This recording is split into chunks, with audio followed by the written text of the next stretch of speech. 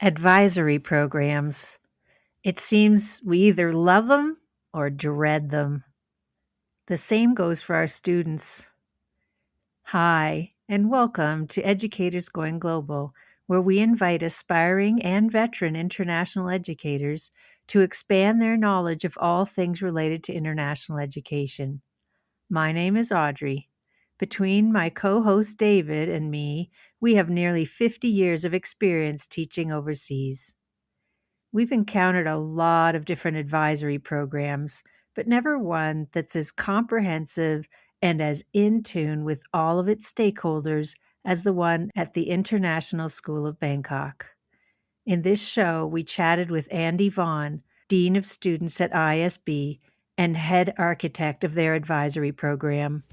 We advise you to listen to what Andy had to say about all that goes into making an effective advisory program.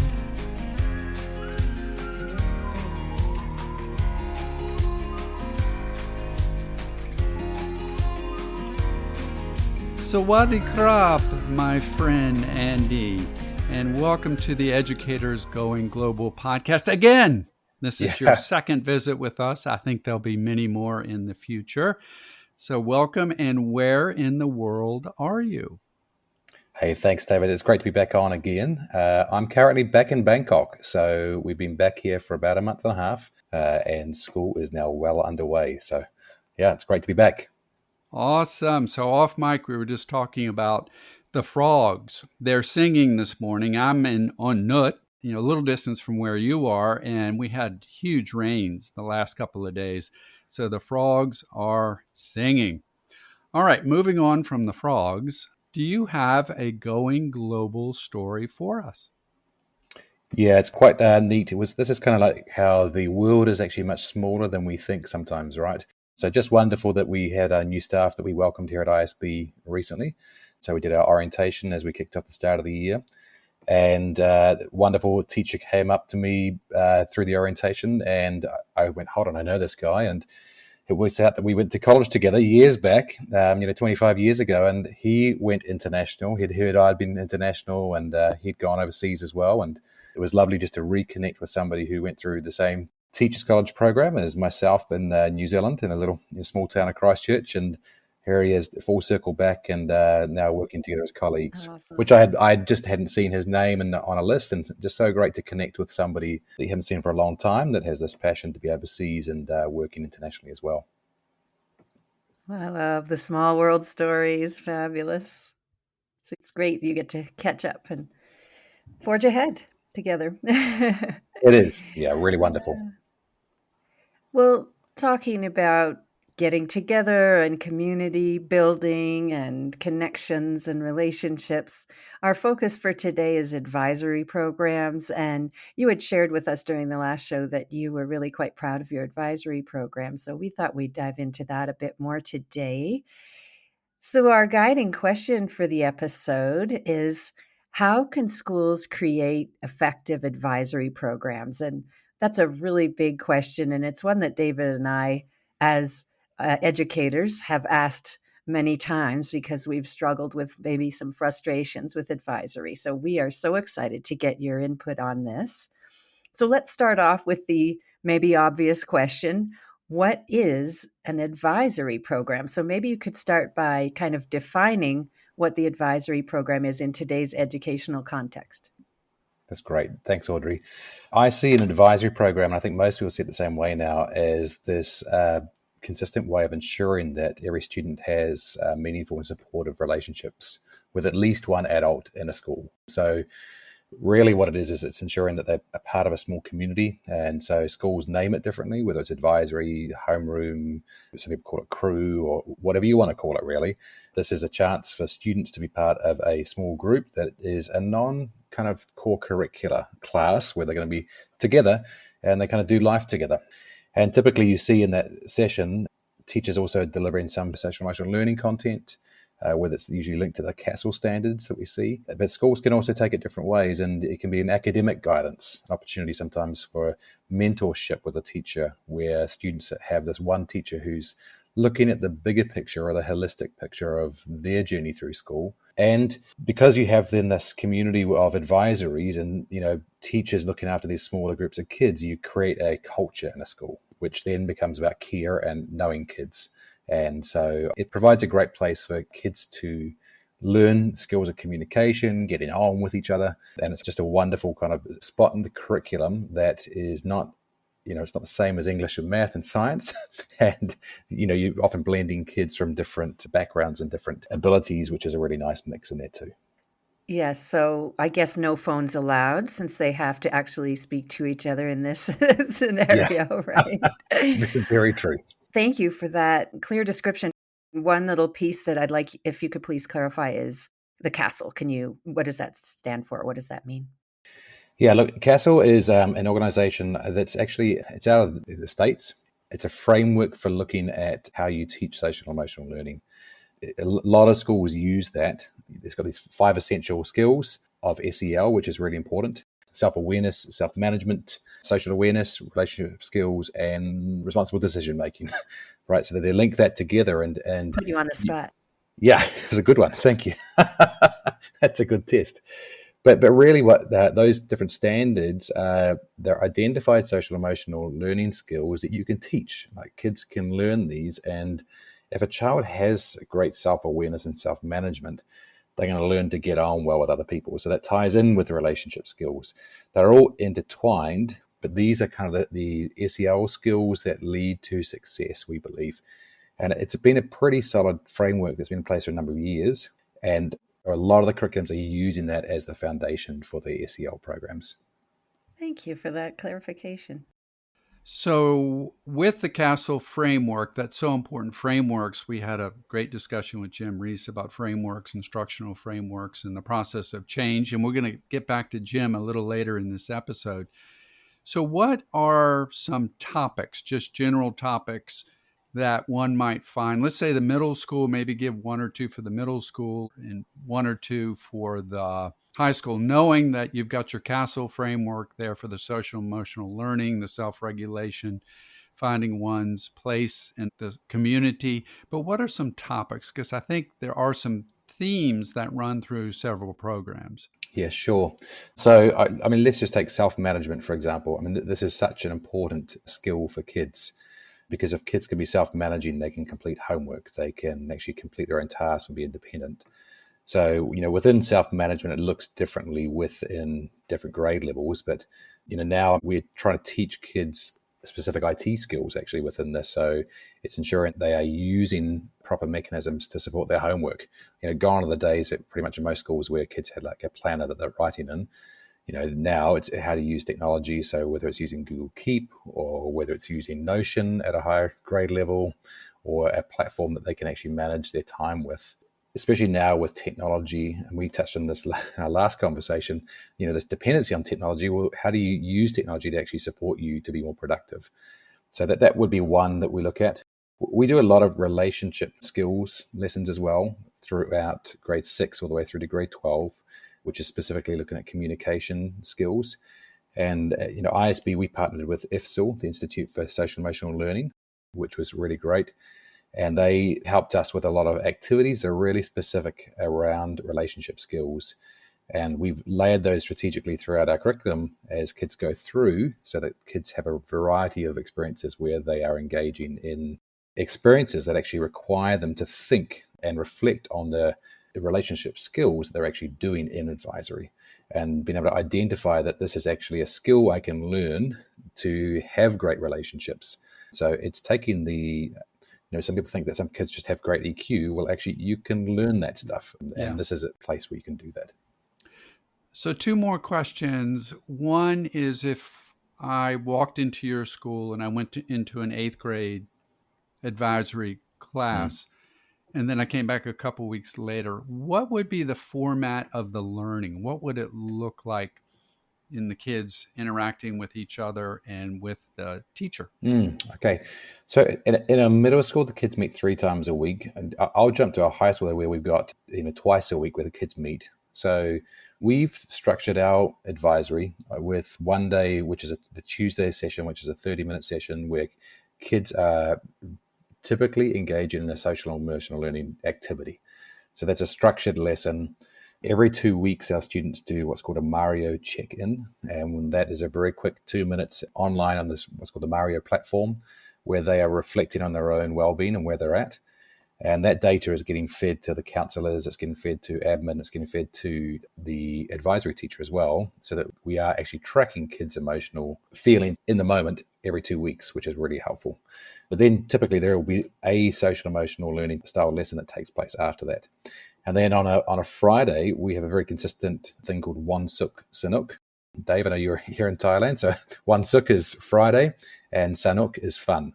So we have this strong feeling at ISB that in high school especially, that one of our standards actually is connection.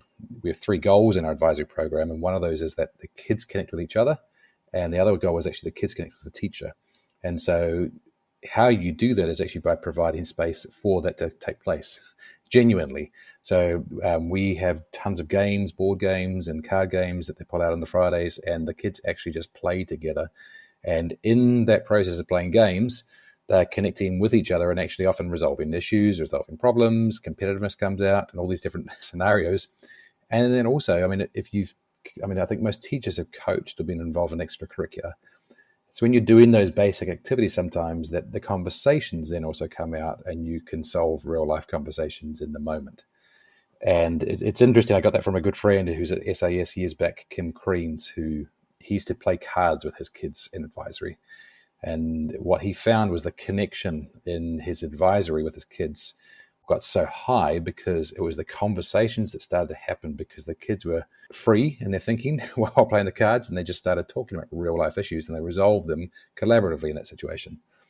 So we've really run with that, and we've said that idea of connection is content.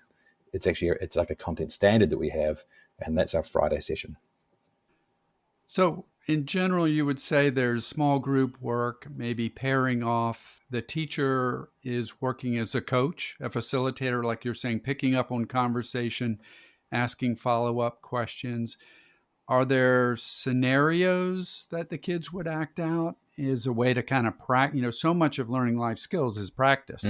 Is that something that goes with it? And I wanted to ask this one last follow-up, and you're answering so well, because so often when people look at advisory programs, they go, where's the curriculum? Where's the content? How do I do this? Right?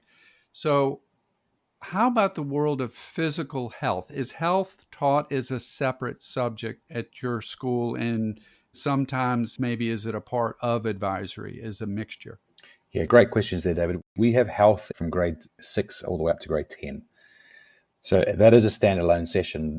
I personally have a strong belief that health taught by trained health teachers is the best version of delivery of health. Hear, hear. Yeah, if you were going to ask for health to be taught by all teachers, the reality is they're just not skilled most of the time to actually cover the topics in the right way. And there's no slight on them. They're trained as a physics teacher, or they're trained as a world studies teacher. Some teachers might be able to handle that pretty well, but others just don't. Now, grade 11, 12, we don't have health. So our counsellors push in to our advisory sessions. So we've chosen to use a model where our counsellors deliver more the heavy hitting subjects based on social emotional learning, but they will come and talk about, for example, student safeguarding, consent and boundaries, managing relationships, suicide prevention. We cover things such as gender identity and sexuality. We have sessions on pornography with kids. Those are real hard-hitting sessions that we wouldn't want the teacher to feel responsible for delivering, but the counsellor is equipped enough to go and actually have those presentations with kids. So those are, often they are scenario-based, or they're a lot of conversation with kids, and they really engage kids in a deeper thinking. Now, it's only 30 minutes that they get every week, but it's really important to get that in there and do it authentically as you go through the year. That's awesome. I really appreciate that you are talking about, kind of looking at the whole program and how it fits in. And interesting that in grade 11 and 12, they no longer have health. So I'm glad to hear that the heavy hitting, as you say, topics are still addressed, because it's important to get to them early. And it's important to, my mantra was always early and often with those types of things. So let's back out to the 10,000 foot view. How do you format the program? Like, what kind of modeling do you have, or what does the overall program look like? Great. So when we designed the program, we decided to start with a big picture. So you've got to have a very clear philosophy that you state and you build from there. So for us, it was three very key points. One is that there's an adult for every student that they can connect to. Two is there is a group of kids that they will also get to know well. And for us in the high school, that's a 4-year journey with those kids. So the kids and the advisor go up and they do life together for 4 years. We're very strategic in how we place kids in ninth grade as they come out of our middle school, and we work closely with our middle school counselors to mix every group to make it as heterogeneous as possible, to keep friends split as much as possible, and to throw them in an uncomfortable environment, actually, to teach them what it's like in life, like where you turn up to a job and you are going to have to be with these people for a while and work with them for the next 4 years. So we try to emulate that so that they learn how to get on and they learn actually what those skills are. Our grade 9, I'm talking high school specifically here, grade 9 is really based around success in the high school. So it's giving the kids the foundation and foundational skills to be successful throughout high school. And then grade 10, just naturally because of the reality of kids are starting to choose IB pathways or more AP pathways, that's really starting to think about future and career. And so we spend a lot of time about who am I? Our kids, for example, do the Morrisby career assessment and look at that data and work out who they are as an individual, as a learner, what kind of style do they love in terms of learning or even work, what would they dream of working in, and helping them in guiding some of those decisions and making good subject choices for the future. So that's kind of the start of those 2 years. And then really we, for a while, poorly chose the words of surviving the IB when we were just a single IB school for grade 11. But actually we flipped that to be about thriving in the IB and actually making that as a big piece of saying, how do you thrive and how do you balance the workload in grade 11? And then grade 12 is all about preparedness for life. And so there's a lot of sessions. Kids get more choice in that time where we offer sessions where they can actually go and be away from their advisor and start to do sessions such as how do you stitch on a button? How do you iron your clothes? Some of these, which are really important for our kids who often grow up with maids in the house. These are skills that actually some of them just don't have. So even how do you wash clothes, and you actually need to put detergent in the washing machine. Those basics, right? That's something they actually haven't got. So we run sessions like that. But that's kind of the themes and the big picture of the 4 years for us. Thank you. It really helps to get the big picture explained. And I really love that you're doing some of those basic life skill things. I'm guessing you do things like balancing your budget and such as well, maybe. So you've already kind of touched on what some of the themes are. Are there any other themes you would like to kind of tell us about that are covered? There's some kind of agreed upon practices that we've created in our advisory program, which are really important. So I think, although this is not a theme necessarily, but this is a little bit more about how we do it. We expect all our kids to have this check-in with their class. And so at the start, it's always how are you feeling? So, I mean, it's a like it scale. It can be up on the screen. It could be, there's 10 different cats, and which cat do you feel like? Or, what emoji do you feel like right now? And I guess the thinking behind that is that kids enter the space of advisory and have to connect with their emotions and have to start reflecting of where they're at. And that's a skill that's super helpful. If you look at Mark Brackett and the ruler, as he published that in a lot of schools, it's this ability to be able to recognize emotion to then understand how you respond. It's such an important life skill, and so many people just don't have that skill. So that's an important piece within our advisory structures. You mentioned it earlier, Audrey, like I'm very, very firm that advisory should be tech-free. There should be no kids on phones. And saying that, though, we do this Mario check-in, which is a quick one on the computer for a couple of minutes, and then the kids are off that. And then, other key pieces, this concept of this Fun Friday, that teachers engage with kids as well within that, with the exception that every week we also want our staff to have a one-on-one conversation with a student, which should be student data-driven. So from the check-in that the child may have done on the Tuesday, or from just what they've noticed within the student when they actually check in at the start of the class, That could be a 2-minute to 5-minute conversation about what's going on in their life. And that can be academic counseling as well, but often it's more about, okay, what's happening? Well, I notice you're really stressed or you're overwhelmed right now. Tell me more about that. And so giving students the chance to practice those SEL skills of actually talking about where they're at. So I think that's an important piece for us. Those are some other big umbrella pieces that we have. I love the one-on-one opportunity, and during the Fun Friday is the perfect time to do it because the other kids are otherwise engaged. And so it all kind of flows together nicely, it sounds like.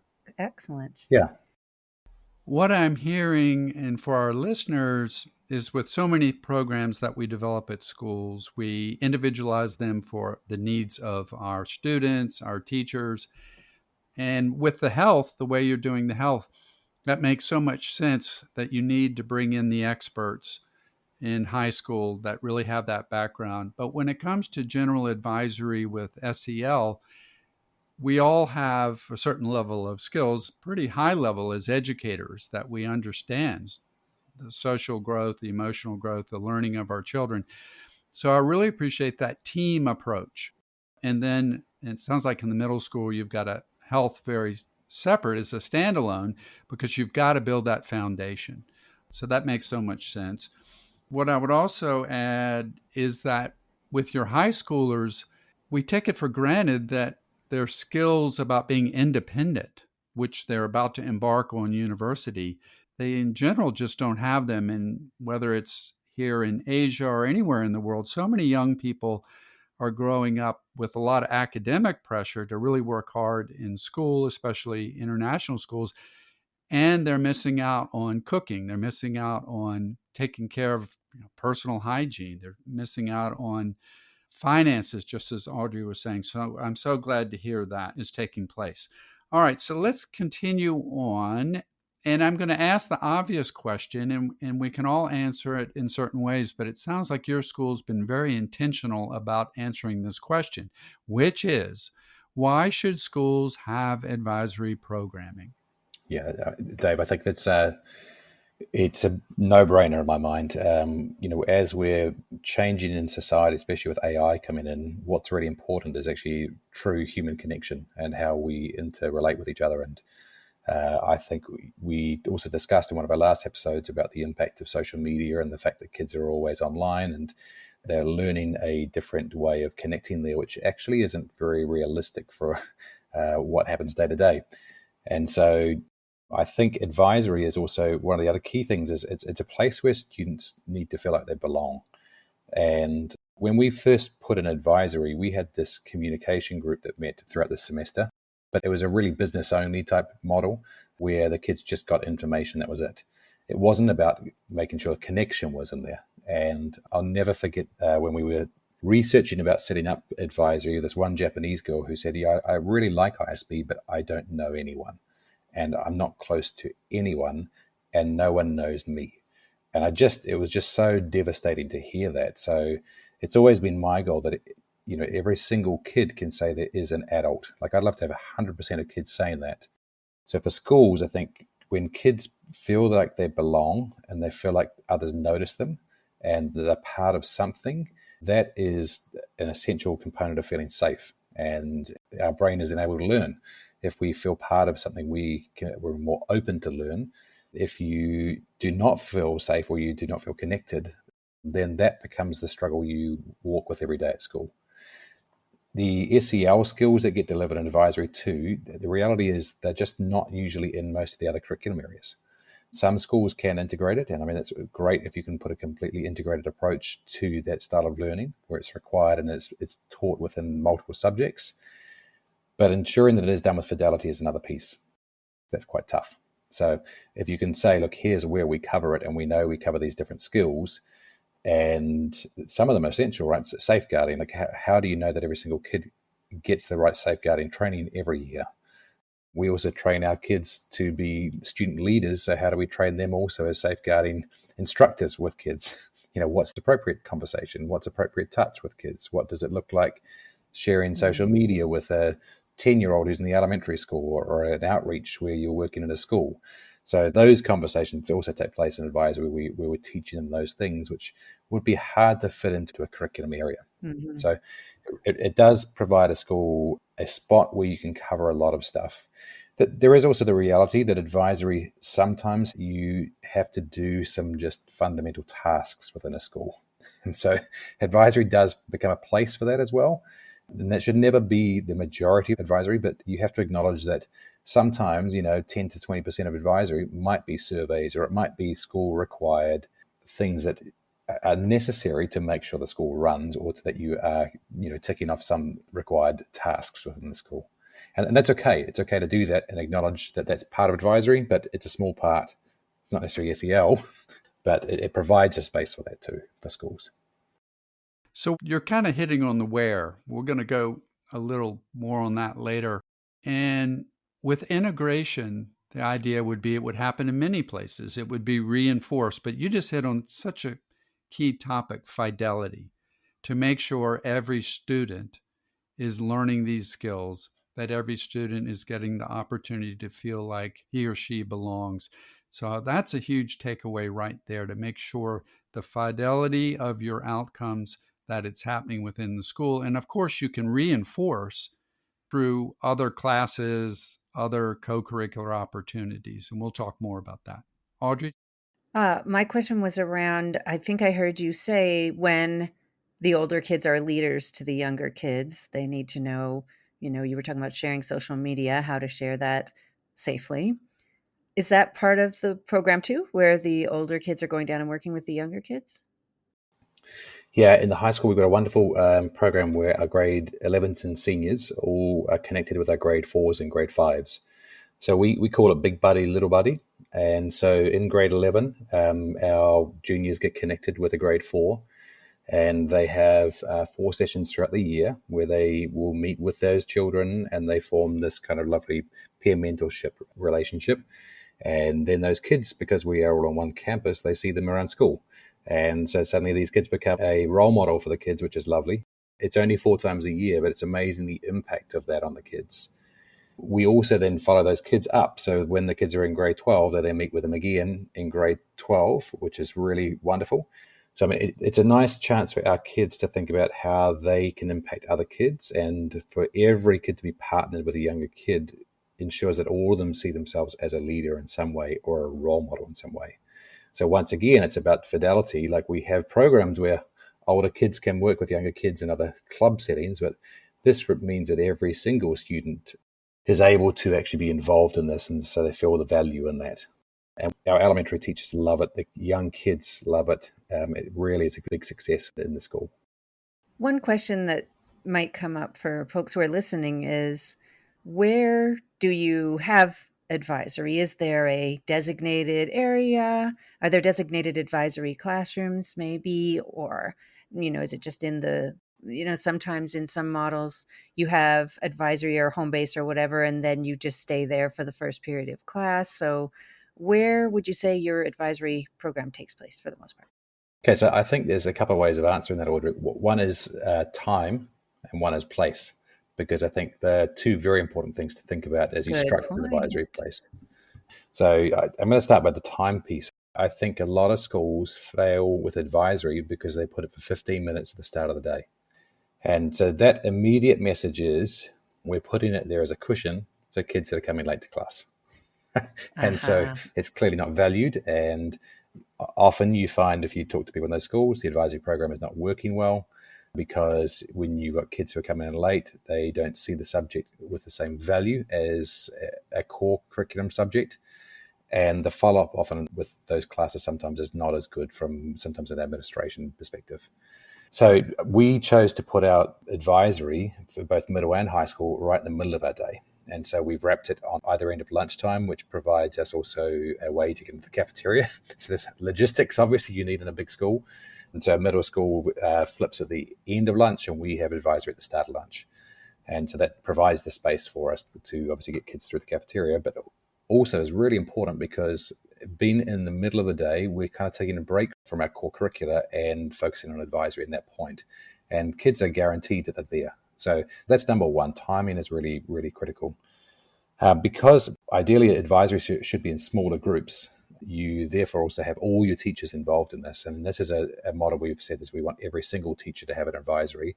We have some teachers who are paired running an advisory, but it means that every classroom is full and kids need to feel that they are in one class that they would stay in for a long time.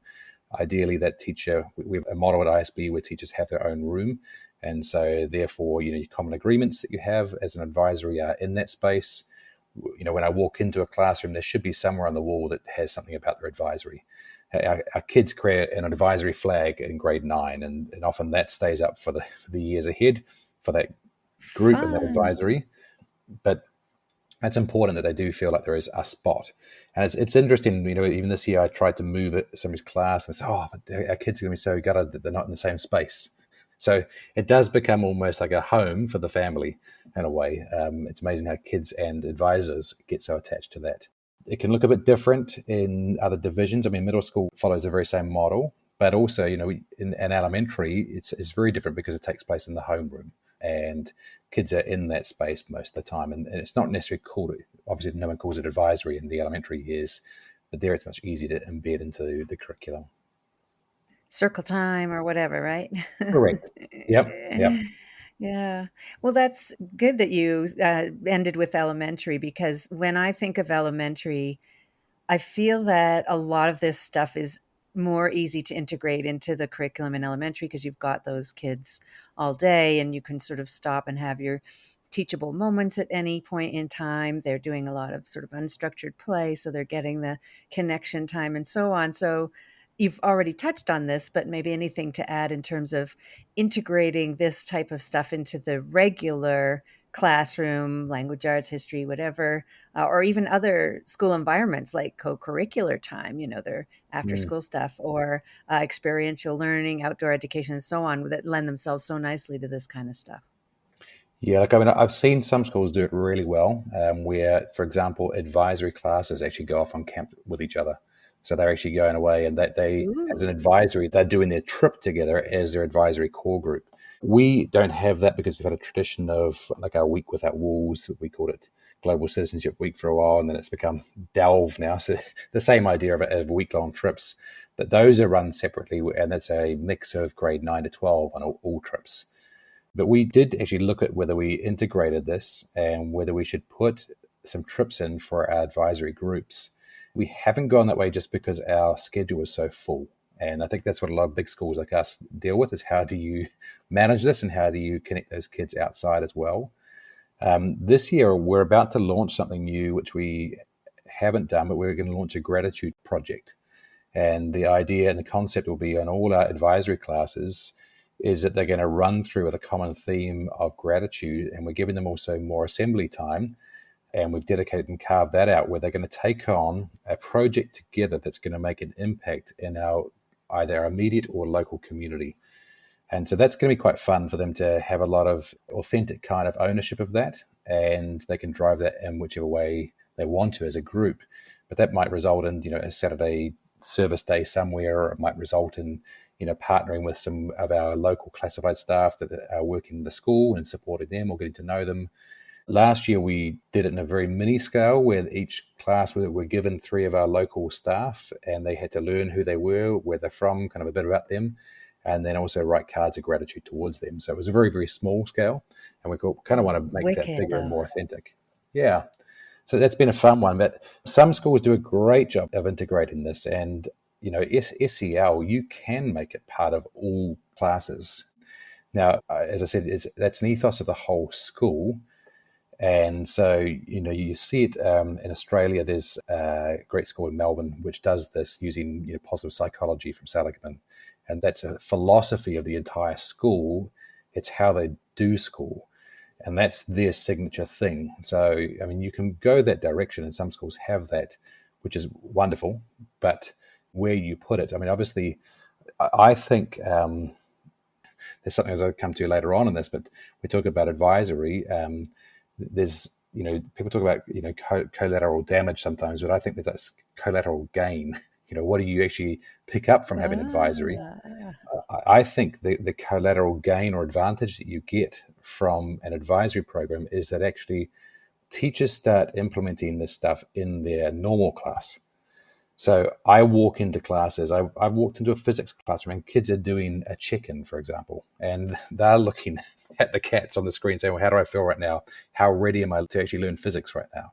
And so the skills that teachers are picking up from the advisory program will start to bleed into the other curriculum as well. Well, that's interesting. So you mean they're shaping their body and trying to feel like they're a chicken? When you say doing a chicken? Oh, sorry. This is fantastic, Audrey. You might be. You've highlighted my biggest problem is that I'm a Kiwi, and when I say check in, a lot of people think I say check in. So, Kentucky Fried Chicken. Check in. I was imagining they were doing this, flapping their wings, and because as a coach, we talk about embodiment of emotions, and when you're all crouched small and and you're feeling small, it's difficult to imagine yourself conquering a challenge. So I was picturing them as a chicken. Okay. Okay. This is the lovely cultural nuances of a Kiwi. Yes, and we're accent. speaking the same language, and yet no, all good. The other thing I wanted to just mention is, David, you gotta go teach at that perma school, man. It sounded like right up your alley. Well, if it's the one that's the real leader in the world, I know which one it is. Of course you do. Yeah. All right. So this is kind of cool. Hopefully people say good things about educators going global. Now they can say we are positive towards animals, frogs, chickens. That's right. So that's kind of cool. Most excellent. All right. So all these questions are important, but now I'm sure our listeners are going, okay, how do I build this advisory program and who is involved? So this is a biggie, and I'm kind of put you in the Wayback Machine. Let's go back in time when your team sat down and who was involved to design your advisory program. And we'll have a few follow-up questions as well. That's great. So, David, I think the first thing we did when we really looked at rethinking advisory, and I wouldn't have called what we had before as advisory, we called it comm groups, as I said. It was more an information sharing group. When we went to advisory, the number one thing we got at the start was we created a clear group of early adopters who were part of a committee to really look into this and research it. And so out of our staff of about 80 teachers, I had about 26 teachers who were just passionate about this. Wow. So we had a massive committee actually at the start who wanted to see change and had taught advisory in other schools. And they were passionate to put time in and look at this and what does it look like in terms of how could it be run. And that was a bit of a blessing that I sold the need for this in our very first meeting of the year. We looked at student data from the year before, which was really low. I mean, we had some really poor data of kids feeling cared for or kids feeling like they belong. And so that was the impetus for this, was saying, look, here's the need. And I'm a massive data person. Like, I think you shouldn't make change unless you've got data to back it. And so our data said we had a big problem. We had to shift it and change it. And I think high school teachers love that in general.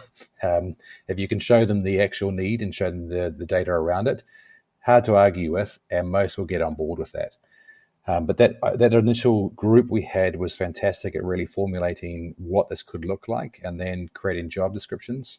And I think the best thing we did early on was we created these 4 grade level leader positions. And so those became the shared group where we collaboratively designed and ran advisory. So from that group of 26, we then hired 4 great teacher leaders at the start. And they worked with myself to then do the grunt of the planning. And we used this bigger group of 26 teachers to then run those ideas through and to see how we're going with stuff. And they became a great critical friend before we then went to faculty. But that year, we were also very lucky that we were able just to carve out a lot of time within the year's meetings and have consistent focus on looking at what is SEL, what does advisory look like, and getting people to read articles and dig into it to build a case for it and have enough knowledge within our staff to say, yeah, we need to do this and we want to do it.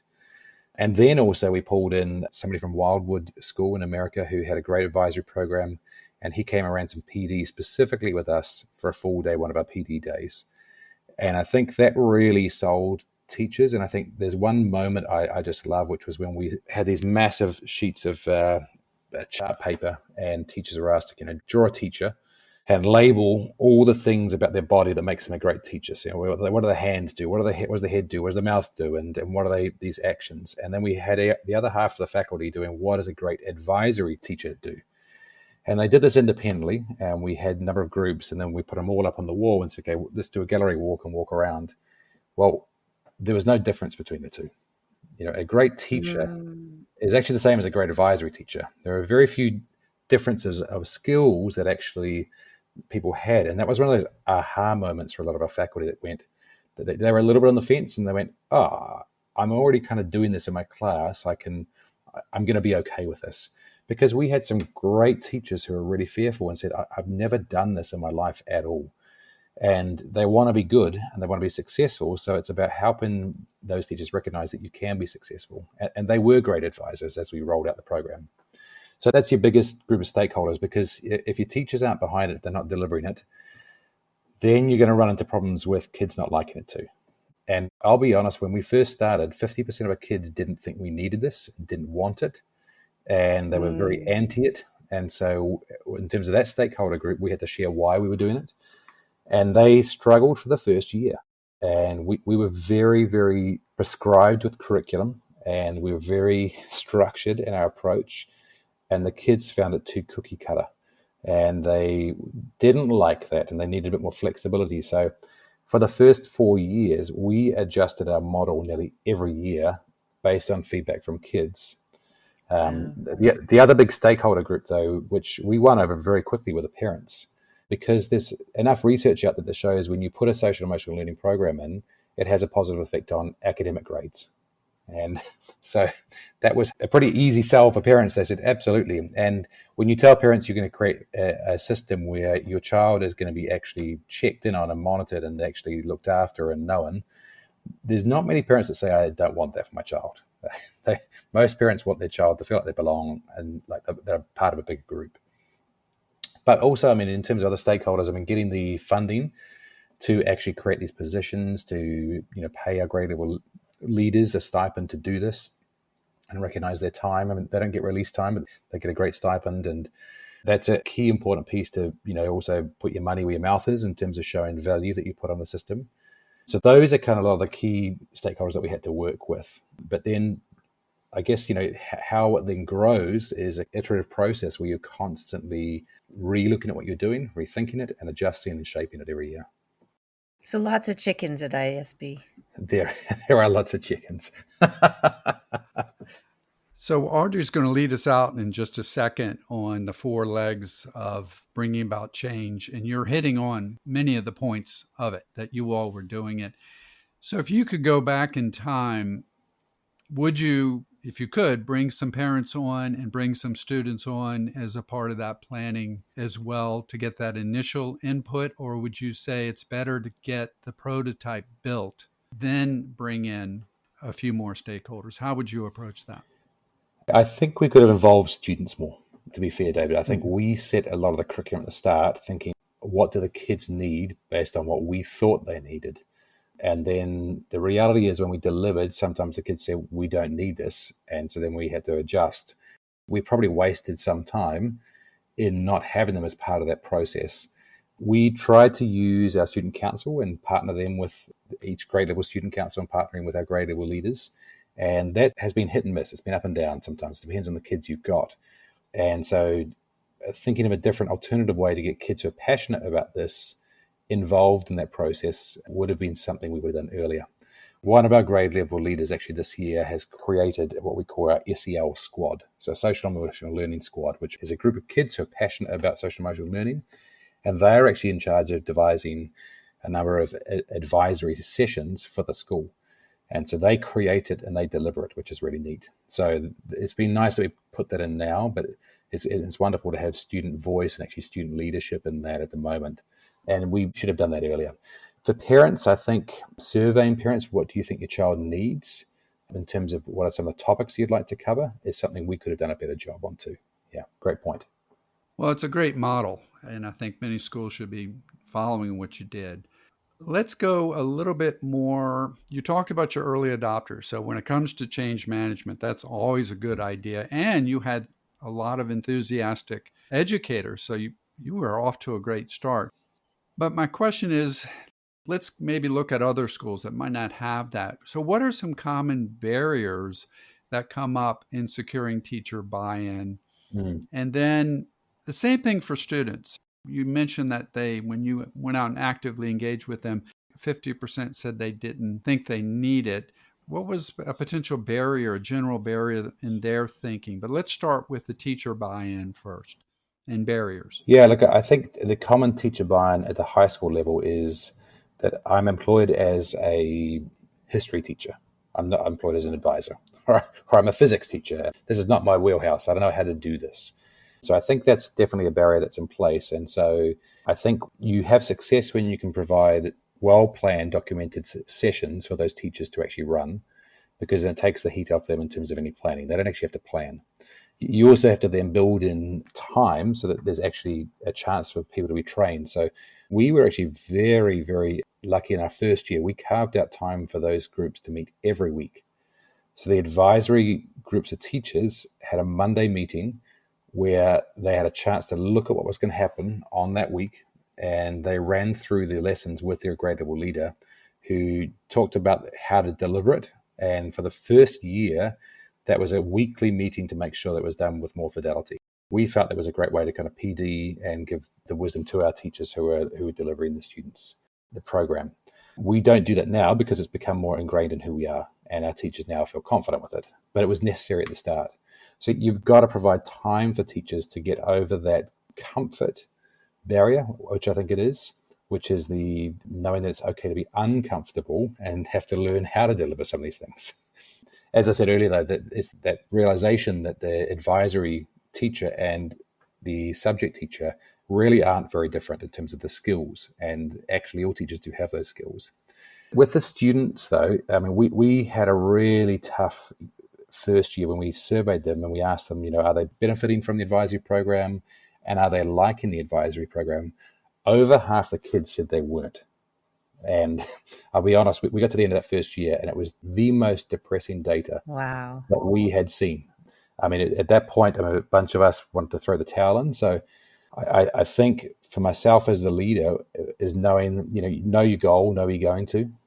I'm an athlete. I run, and I know what it's like when you get back out running after you haven't run for a long time, and it's tough.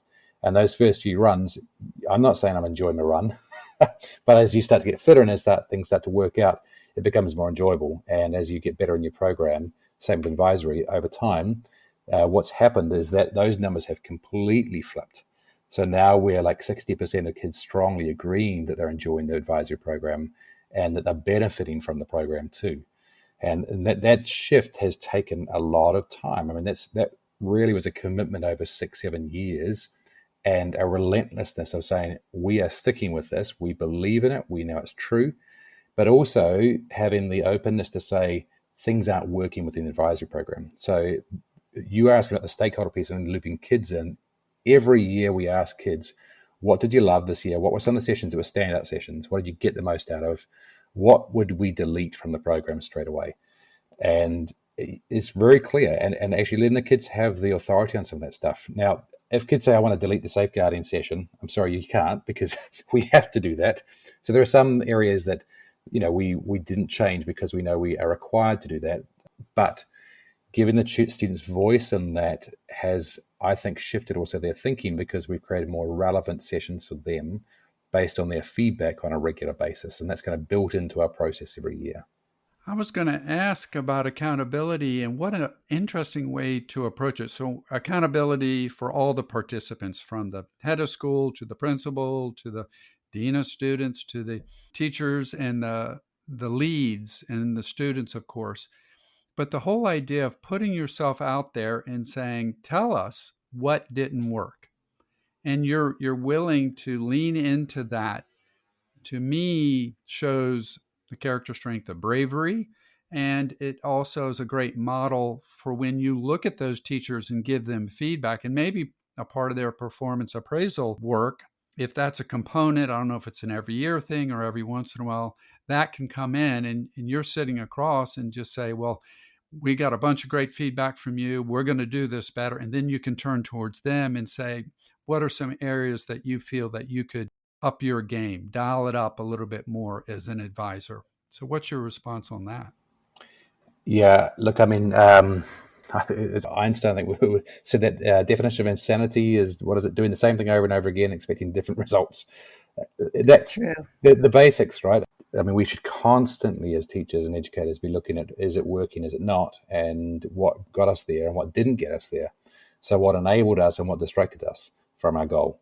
So I think that has to be a natural part of it. And yeah, you're right. It took a bit of bravery. We got slammed in our very first year, and the kids just hated some of the things. And being open enough and realizing that actually that's okay. Okay, it's fine to get that feedback, and let's move and let's adjust. And I mean, we tried different models too. So we started with 3 times a week with advisory. We went to 2 times a week. Then we went to 5 times a week at 15 minutes. And then we've gone to this twice a week model, and we found the sweet spot for our kids in our environment. So being responsive enough to switch it around and try things. And if it doesn't work, recognizing it and saying, yep, we made a mistake. It's not working. Let's shift again. But being nimble enough and, as you say, I suppose, not arrogant in the idea that I've got the best way. It's actually we've got the best way based on the feedback we've got. But you also mentioned about accountability. One of the other great things we started doing is individual surveys for kids at the end of the year where they also assess their own advisor. And that feedback, there's school-wide feedback, which we give to all the advisory leaders, but then the advisory teacher also gets their own individual feedback. And that survey is built 100% around our philosophy and our essential agreements. So are the students doing chickens, not chickens? Do they use Mario on a regular basis and do they look at that data? Is their teacher somebody of the kids that they feel they could go and talk to? Have they made connections with the rest of their advisory group? We ask those questions and ask how effective their advisory teacher is, and then just give that data directly to the advisor. And for some advisors, that's been tough to see that data because it hasn't been where they probably want. And that's shifted practice too. Just having raw data back about your own teaching is really powerful, right? And that also provides us with great programmatic data as well about how we're going. That's incredible. I can imagine how much that does help to hold people accountable, because you can be imagining that you're very effective. I've said it, so they've learned it, or I have a sense that they're getting it, versus, like you say, that sort of hard data. So one thing that we've thought quite a bit about over the years, and we did do an interview with Jim Reese, who has really looked into this, is the idea of sustainability. So it sounds like, I'm hearing bits and bobs of what you've talked about that will build in that sustainability. But we've shared this framework with you, the 4 legs of sustainable change, based on an article from Jim Reese and David Perkins from the Harvard School of Education, Project Zero. And we're wondering, what are some strategies that you've employed that can make this program be sustainable? Because with the high turnover, of course, of personnel at an international school, how do you make it stick? So if you could look at maybe a little bit of this. We've got frameworks. We've talked a little bit about that. We've got leaders. We've got community, and we've got institutionalization. Maybe you can touch a little bit on each of those aspects of a sustainable change in a program. Yeah, look, I think that model of frameworks, leaders, community, institutionalization, those 4 areas that come out of that Project Zero work. Your framework, I'm quite a realist, and I think that the framework piece of this is the grounding of it, right? You've got to create the right framework so that it becomes sustainable. So teachers are really busy. So advisory programs also fall over when there's not enough time or when things are too complex to execute. So advisory for us, as I shared earlier, we have one day where there's really an SEL lesson. So I'm asking every teacher to create one prep, which is already well done for them by the grade level leader. So that framework is really important, that you provide the content for teachers. It's a pick up and go, and they should be able to read that within 5 minutes and to 10 minutes max and know what to do and deliver it with fidelity. It also comes down with the leadership and a shared leadership model. Some people put one person in charge of advisory. I don't think that works, because I just think that it becomes one person pushing out to the entire faculty, and you can't have the coaching or the mentorship that you need. So we deliberately chose 4 grade level leaders who are teachers, who are on the ground, who it provides a lovely kind of middle management position for teacher leaders who want to grow, but they team with their group of teachers who run 12 advisories in their grade level. And so it's a lovely kind of dispersed leadership model, quite a flat leadership model. So that framework also requires more consistency. And then stepping to that next one, the leaders, yes, they're leaders within their group, and so they play a phenomenal role at setting a tone and championing their group. But then my role as the overall leader of advisory is to set the tone and really put those hard lines down of what we can and can't do in advisory, and make sure that we constantly are going back and revisiting our data and constantly going back and revisiting our mission and vision of what we want in advisory. So generally, I will be the one who stands up in meetings and says, this is what the expectations are. I mean, the phone situation, again, come back to that, being really clear on the policy on that. There are no phones in advisory, and that's an expectation I've got. If I walk around, I see that in your advisory, I will have a conversation with you. That's got to be an understanding. And that kind of also the pushing and championing the whole program. As I said, when we first started off, like our data was pretty horrendous, and owning that. And that was me owning it, not the grade level leaders or not the advisory teachers. Like as a leader, I think, there's the mirror and the window analogy, right? Like when it hits the fan and things go wrong, actually, I need to look in the mirror and go, what have I done wrong on this? And own that. And then, when it's going really well, how do we look out the window and look at people who have contributed to that and really build them up and encourage them? But by doing that, I think we were able to keep people focused on how we could improve the data. And we kept on looking back on that, and we didn't hide it ever. We shared it openly and said, yeah, we're not there yet. Let's keep on changing. Let's keep on trucking on. Let's keep on moving with this. And I think that was helpful, that nobody felt like we were hiding anything. So that kind of transparent leadership is really important. And I lead that way. With the community piece, the framework, and then that leadership piece, I think that starts to build the community, right? And because we've been doing this for such a long time now, because it's also middle school, kids come through, and this leads to the next one, the institutionalization. The community they feel becomes who we are at ISB. So by creating opportunities for deliberate community building within advisory, not just within the Friday, Tuesday structure, but then within our teachers of advisory, once a month, we have a grade level leader meeting with them. So the grade level leaders are actually taking them through what's ahead for the month, what's coming up. They're also sometimes doing activities that the kids would do in advisory. So there's a small piece of PD. They're also looking at data from Mario. How are kids feeling? Where are they at? What are we noticing with trends? There's that piece which builds the community. On a weekly basis, I meet with our grade level leaders. So we're constantly circle together what's going on, what are our issues, and it's quite a business orientated one. But then I meet with our grade level leaders once a month in a bit more of a mentorship kind of coaching conversation of, what's coming up, what are they seeing in their grade specifically, and how can I kind of work with you, and how can we support that person to get them through. So there's these multiple pieces that build community. And I think, now, like I would say, it is amazing, because actually advisory is kind of just what we do, and our kids know that. And I think what I saw in the last 2 years of graduation was, to me, the institutionalization of the program. And what I saw was, after the graduation ceremony, I saw a number of advisory classes come together for a photo together, just because they wanted to. Nice. They found their advisory teacher. They circled around them, and then they got a photo together with their advisory teacher. To me, that's, no one's asked them to do that. That's a great example of where practice has actually changed behavior, and it's just happening naturally, which is pretty neat. So it's pretty neat to go through those different levels. But It requires somebody like myself who's been in the position for a long time to be consistent with the vision and keep on saying we're doing this, we're committed to it, but also recognizing what things you've got to let go of when it's not working. Well, I'm just going to congratulate you. I don't know if you're familiar with Brene Brown. She's one of my heroes, and she speaks about armed leadership and daring leadership. And you are such a daring leader in all that way. So well done, you. Thanks, Audrey. All right. I want to share a couple things. Again, I've been at schools where advisory has so many things that are missing. I'll approach it that way.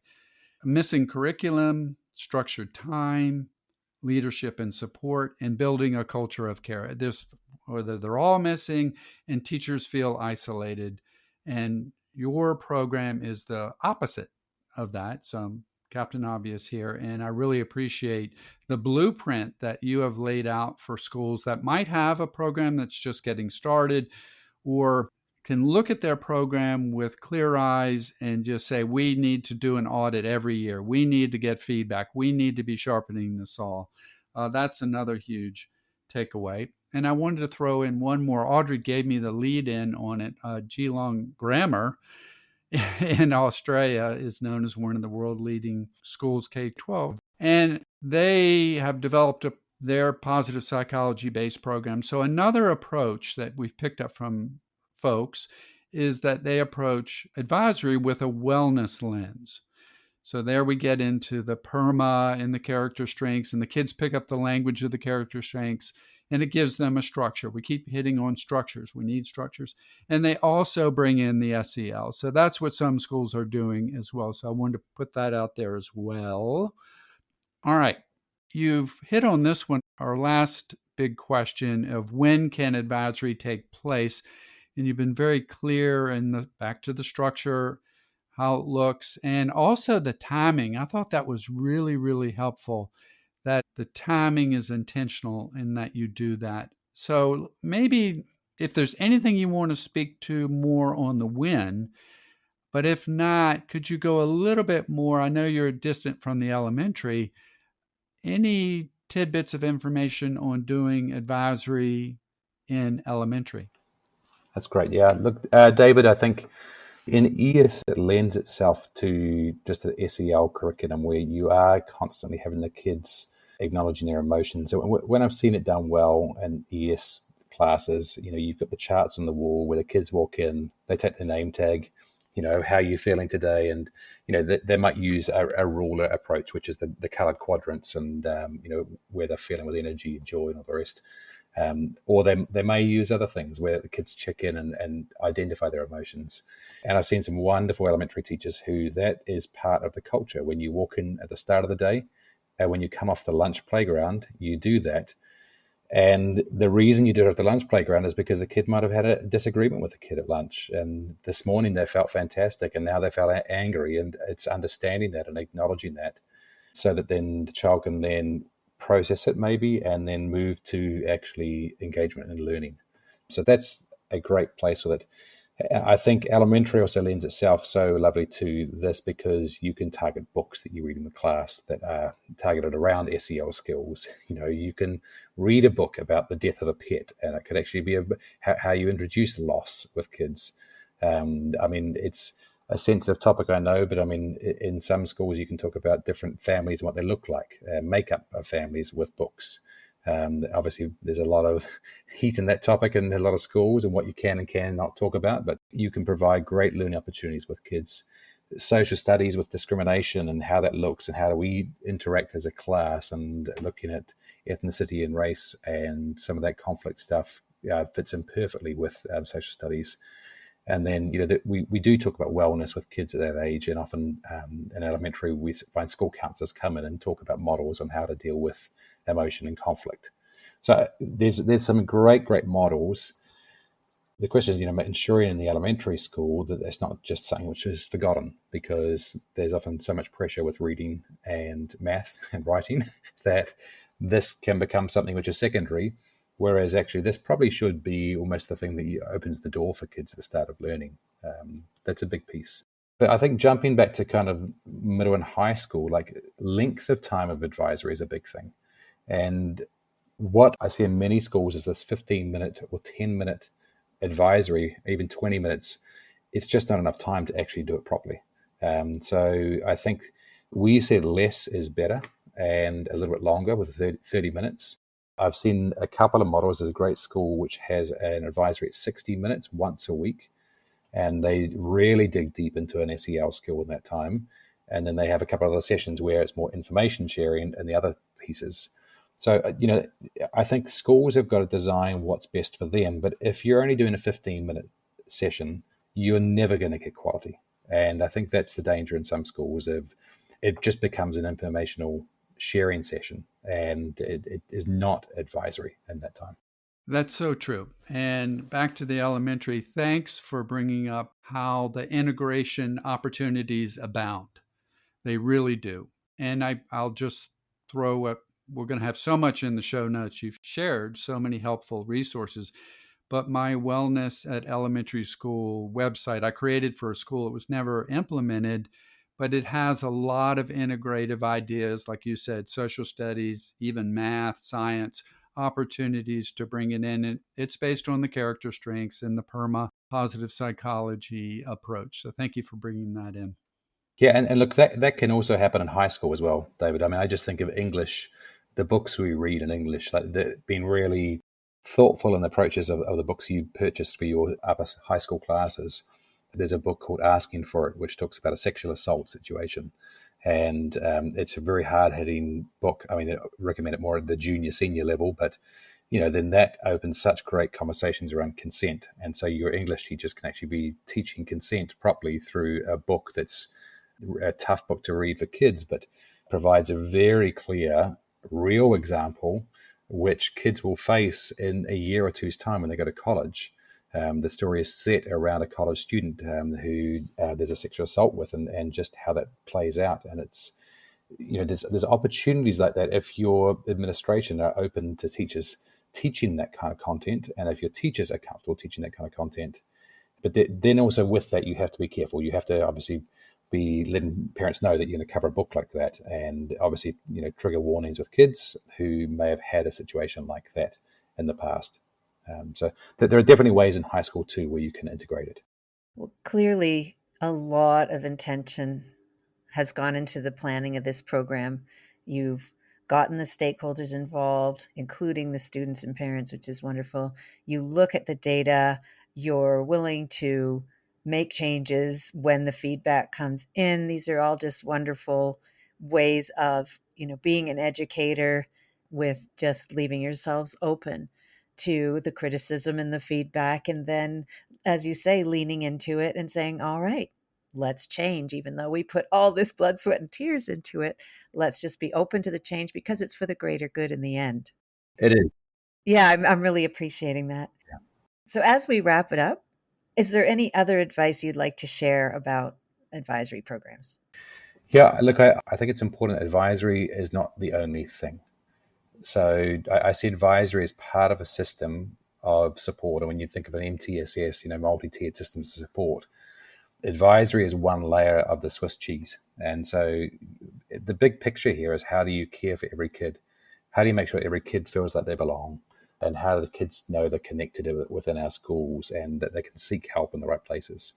So this is one piece of the system, and you've got to make sure that your counselling system is also really good there, and those systems are set up and approachable, that referral systems are set up well, that you're looking at data regularly.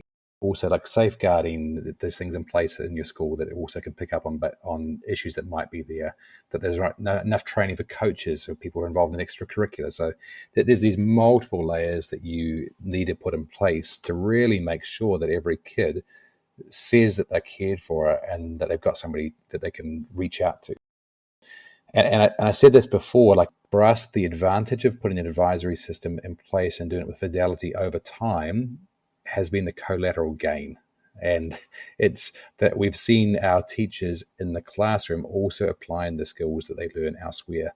And I think that's just fantastic. Like that's the thing that probably we didn't really think about at the start when we put this in. It was all thinking about students, but actually the gain for teachers, that this becomes kind of who we are, and it's a collective joint kind of process of looking after kids, and not just the counselor's job, it shifts the way that people think about kids, which I think is just wonderful. That's fantastic. We often go back to bottom line, what's the best thing for kids? And it really sounds like you've gotten a lot of data back on how this is great for kids. And I'm just going to say, I think I see a book title coming when you write your book. Collateral Gain would be a wonderful title. I think that's clever. I love clever turns of phrase and puns and such. So excellent work. And wow, we really admire you. And we're so grateful that you're there. And, lucky ISB kids and faculty and parents for experiencing this. Again, I say daring leadership. Dare I say it? Thank you so much. There's a great team, Audrey. Yeah, thank you. Yeah. Well, I can think of a co-writer or editor who would really help in that endeavor, by the way. Definitely. All right. So, Andy, how can people follow you on social networking?